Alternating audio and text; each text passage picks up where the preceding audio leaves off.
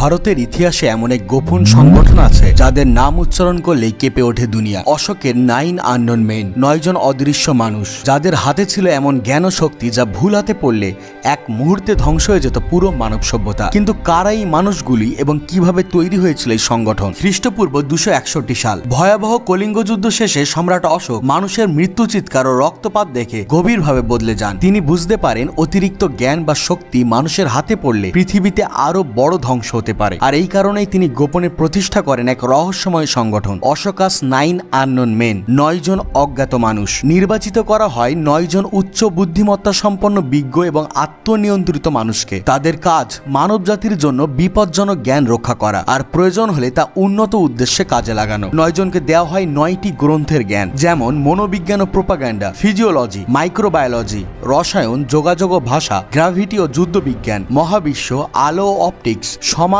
ও সভ্যতা বিজ্ঞান। তাদের পরিচয় ছিল সম্পূর্ণ গোপন। একজন সদস্য মারা গেলে তার স্থান নিতেন নতুন আরেকজন। অনেকে বিশ্বাস করেন এই সংগঠন প্রজন্ম থেকে প্রজন্ম টিকে গেছে এবং আজও তারা সক্রিয়। কিন্তু এই সংগঠনগুলিতে কারা কাজ করছেন সেটি আজও রহস্যময়। তো বন্ধুরা, এমন রহস্যময় ভিডিও আরো দেখতে সাবস্ক্রাইব আওয়ার চ্যানেল।